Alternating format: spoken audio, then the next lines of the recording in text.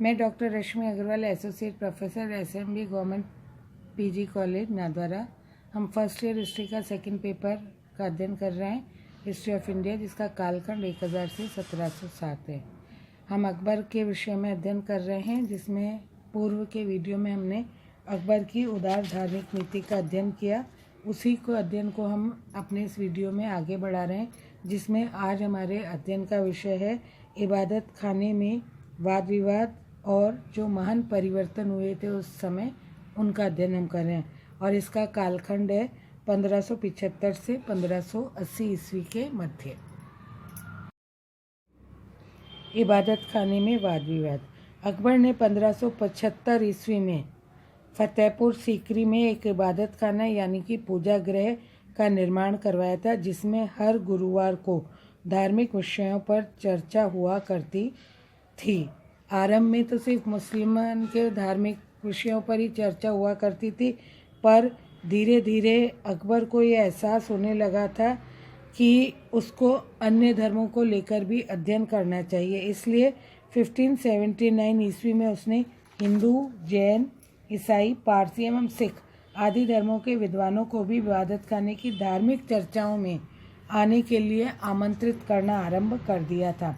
इन विभिन्न धर्मों के विद्वानों के विचारों को सुनकर अकबर का दृष्टिकोण बहुत व्यापक और उदार होने लगा था। वाद विवाद के दौरान अकबर को यह कटु अनुभव हुआ कि मुस्लिम धार्मिक वर्ग के नेता के द्वारा कहीं कहीं अपने धर्म के विषय में ज़्यादा जानकारियाँ उपलब्ध करवाई जा रही हैं, अतः उसने इसी के साथ अन्य धर्मों के विषय में भी जानकारी उपलब्ध करवाना आरंभ कर दिया था। अकबर ने हिंदू, जैन, ईसाई, पारसी, सिख धर्म की कई परंपराओं को अपनाया था और इन धर्मों को समझने के लिए उसके बाद उसने उन धर्मों की जो अच्छी बातें थी उनको ग्रहण करना आरंभ कर दिया था।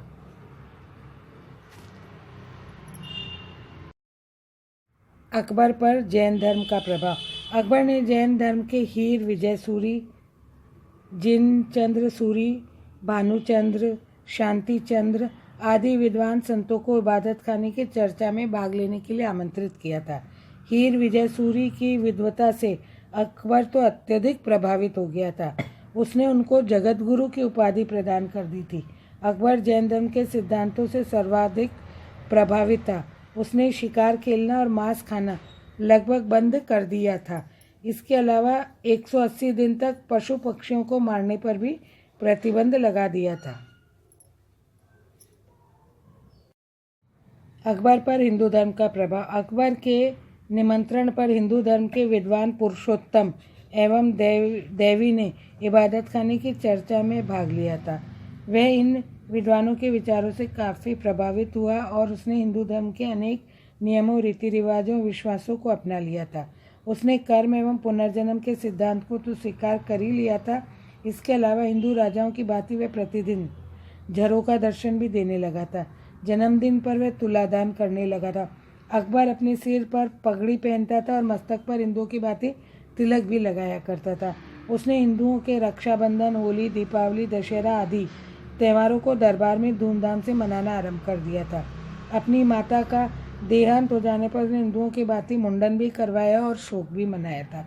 पहले हिंदुओं के वाद विवाद पर मुस्लिम न्यायाधीश निर्णय देते थे, परंतु अकबर ने हिंदुओं के परस्पर विवादों को निपटाने के लिए ब्राह्मण न्यायाधीशों की अध्यक्षता में नए न्यायालय स्थापित कर दिए थे। उसने हिंदुओं को राज्य में उच्च पद दिए और उन्हें वजीर, सेनापति, सूबेदार, मनसबदार भी बनाया। टोडरमल को जैसे प्रधानमंत्री बना दिया था, मानसिंह को काबुल का सूबेदार बना दिया था, भगवान दास को पंजाब का सूबेदार नियुक्त किया था, मानसिंह को 7000 का मनसब दे दिया था, जो कि एक साधारण राजकुमार को ही दिया जाता था। इस प्रकार अकबर इस्लाम की तरह हिंदू धर्म से भी धीरे धीरे प्रेम करने लगा था। अकबर पर पारसी धर्म का प्रभाव। अकबर ने पारसी धर्म के विद्वानों को भी इबादत खाने में आमंत्रित किया था।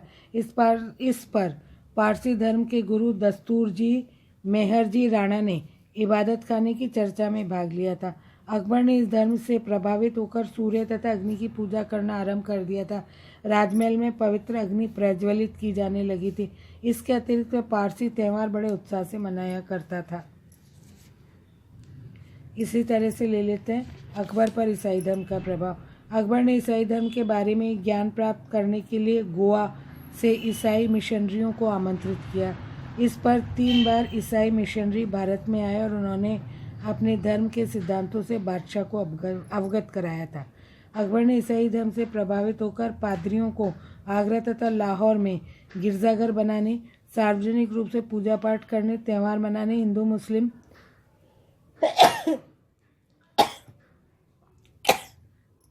को ईसाई धर्म में दीक्षित करने की अनुमति प्रदान कर दी थी। अकबर स्वयं भी कभी कभी गिरजाघर भी जाया करता था।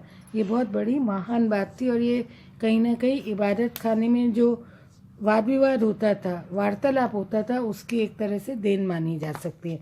अब मैं आपको बताती हूँ अकबर द्वारा खुतबा पढ़ना 22 जून 1579 में।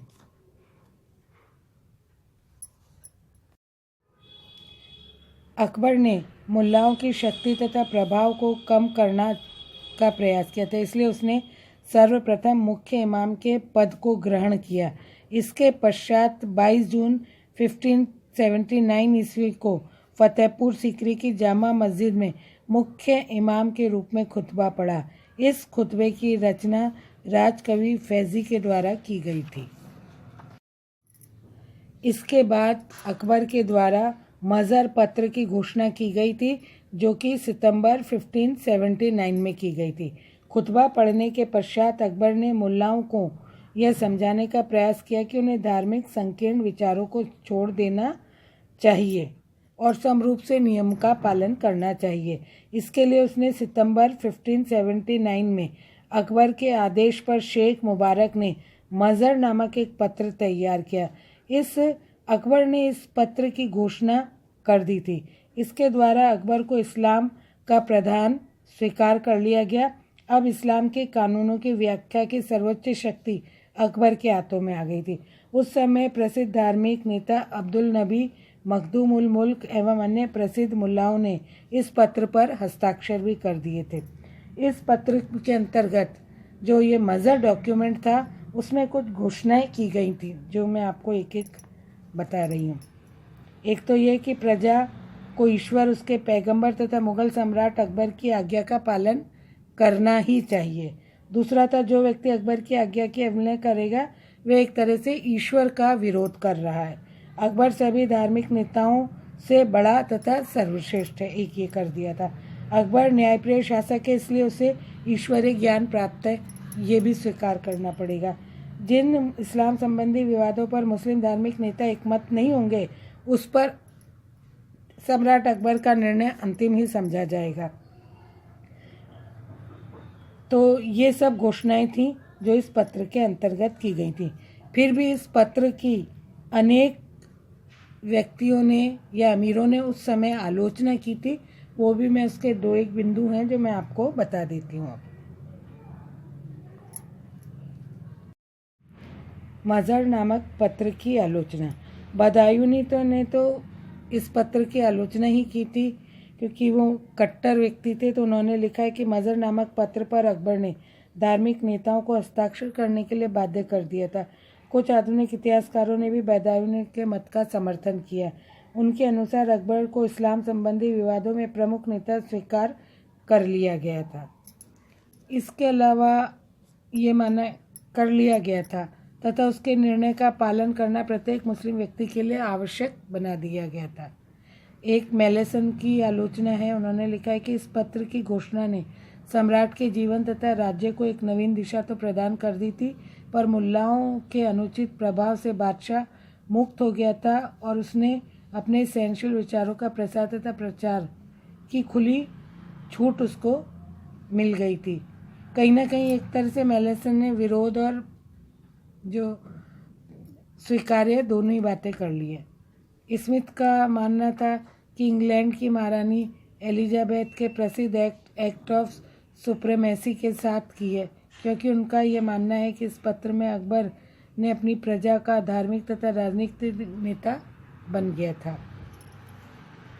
मज़र का यदि हम निरीक्षण करें तो हम ये मान सकते हैं कि बदायूनी, स्मिथ, कुछ इतिहासकारों ने इसकी आलोचना की है, परंतु वो कहीं ना कहीं हमको पूर्ण तौर पर सत्य नहीं लगती है, क्योंकि ऐसा लग रहा है कि अकबर कहीं ना कहीं मुल्लाओं से स्वतंत्र हो गया था और वह अपने धार्मिक निर्णय स्वतंत्र होकर के दे रहा था उस समय की प्रजा के अंतर्गत, उस समय के जो व्यक्ति थे उनके अंतर्गत, और इसके कारण वो एक राष्ट्रीय शासक सिद्ध हो रहा था।